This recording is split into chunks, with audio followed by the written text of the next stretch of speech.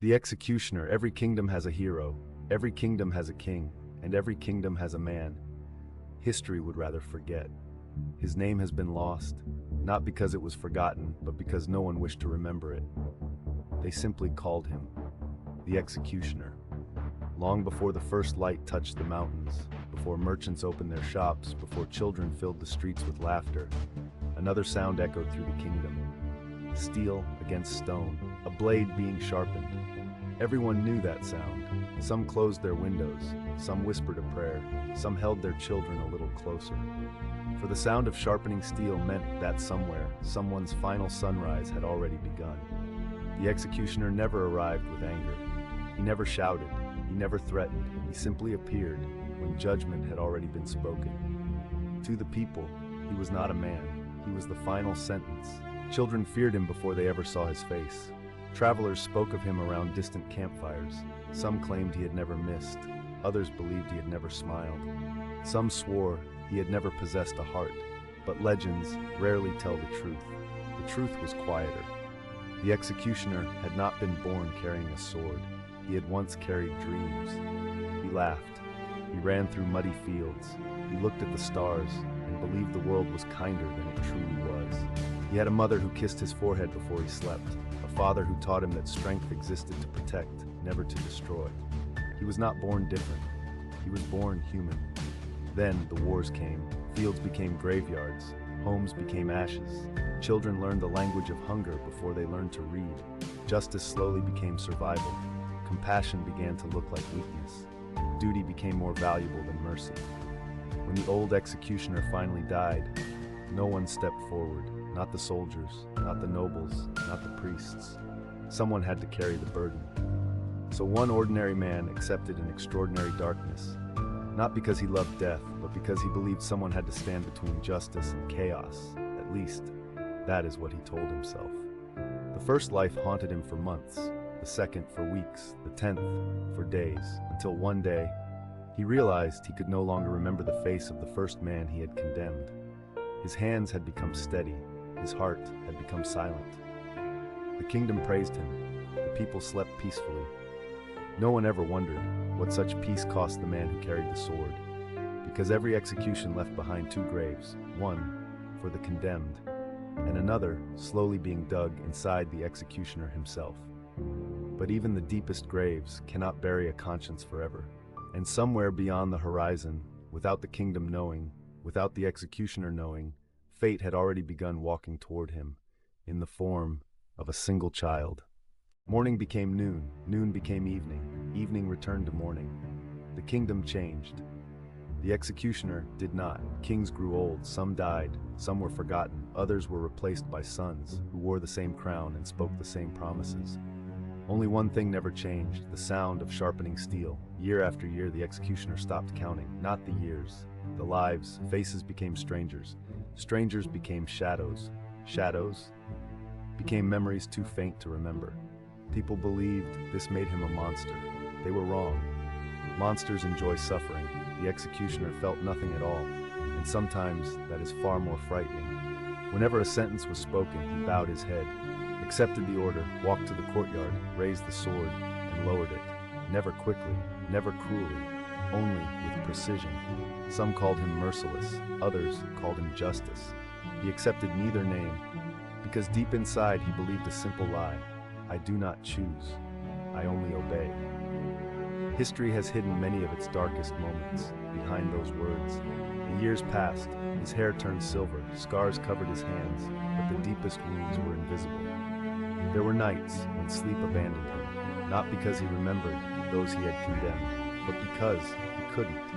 The silence frightened him more than the screams ever had. He would sit alone, staring at the sword, waiting to feel something. Anything. Nothing came. Perhaps, he thought, this was peace. Perhaps it was only emptiness. The kingdom praised him. The prisons remained orderly. The laws inspired fear. People called it a golden age. Yet every golden age casts a shadow, and no one stood closer to that shadow than the man holding the blade. Far beyond the palace, beyond the certainty of law, destiny was already writing. The only judgment the executioner could never escape.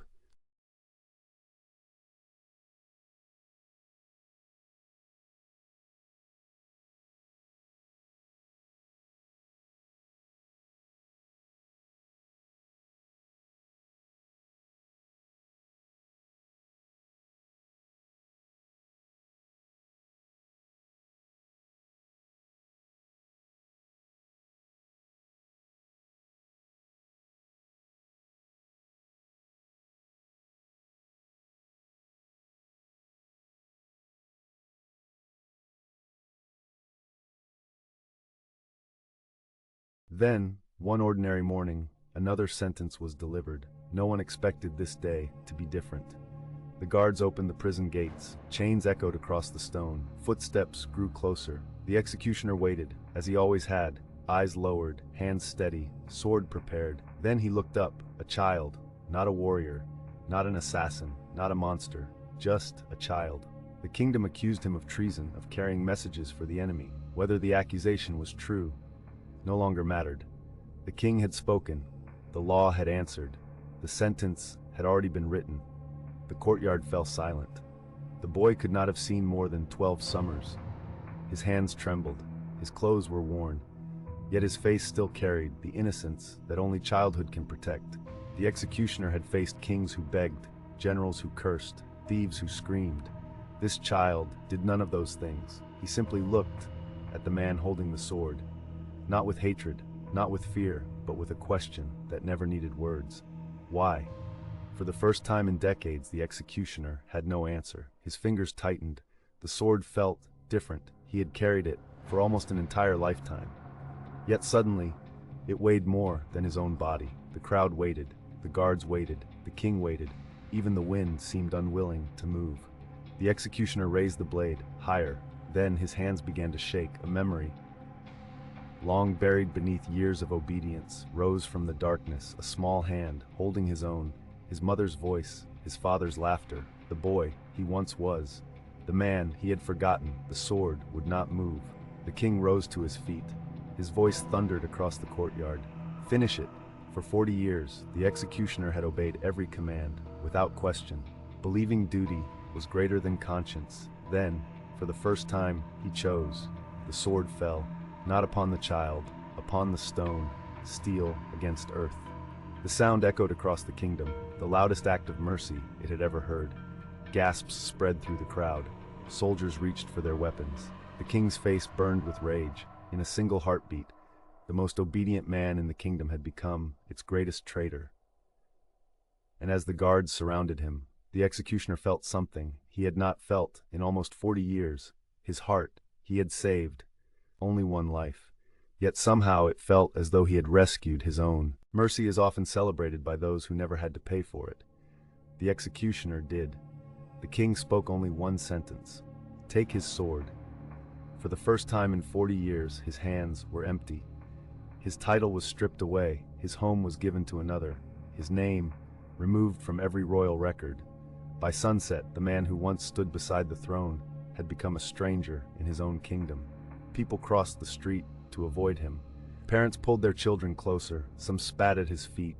Others whispered, "There walks the traitor." For the first time, he had neither sword nor identity. Winter arrived. Hunger arrived with it. There were nights when he wondered if obedience would have been easier.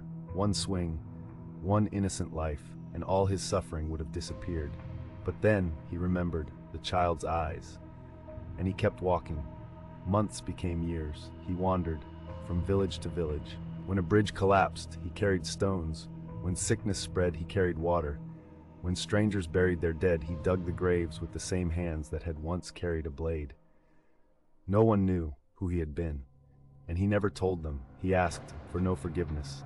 He offered no excuses, because some wounds cannot be healed by words, only by the quiet repetition of better choices. One act of kindness, then another, until goodness was no longer something he tried to do. It became who he had chosen to become. Years later, an old woman looked into his weathered face and smiled. "You have gentle hands." The words stopped him. Gentle. No one had ever used that word to describe him. He looked at his hands. The scars were still there. They always would be. But for the first time, they no longer reminded him only of death. They reminded him that even scarred hands can still build hill, can still carry, can still save. Perhaps redemption is not the moment a person changes. Perhaps it is the thousand quiet choices made afterwards. Years became decades. The kingdom continued without him. New kings wore the crown, new laws were written, new wars were fought. History moved on, as it always does. Far from the palace, in a village whose name history would never record, an old man sat beneath an ancient oak. His beard had turned white, his back had grown weary, his hands still carried the scars of another life. Children often gathered around him, not because they knew who he had once been, but because he always listened. He taught them how to mend broken tools, how to plant trees whose shade they might never live to enjoy, how to help a stranger without expecting gratitude. One afternoon, a little boy asked him, "Grandfather, were you ever a soldier?" The old man smiled. "No." "Were you a king?" Again, he smiled. "No." The child looked at the scars across his hands. "Then where did those come from?" The old man was silent for a moment. Then he answered, "From becoming a better man." The child did not understand, but one day he would. When the old man died, there were no royal ceremonies, no trumpets, no statues, only villagers who quietly carried him to the hill he loved. They buried him beneath the same oak where he had spent so many afternoons, teaching children how to live. Beside him, they placed an old sword, not as a symbol of the lives it had taken, but as a reminder that one day it had refused to take one more. The kingdom never learned what became of its executioner. History remembered him as a traitor, but history has never been the final judge of a human soul. Because redemption is not the rewriting of yesterday. It is the courage to write a different tomorrow. A single act of mercy did not erase a lifetime of darkness, but it proved that even the darkest life can still choose the light. Perhaps the greatest victories are never won over kingdoms. They are won within ourselves. And perhaps the strongest hand is not the one that can lift a sword, but the one that finally finds the strength to lay it down. For history remembered the executioner, but eternity remembered the man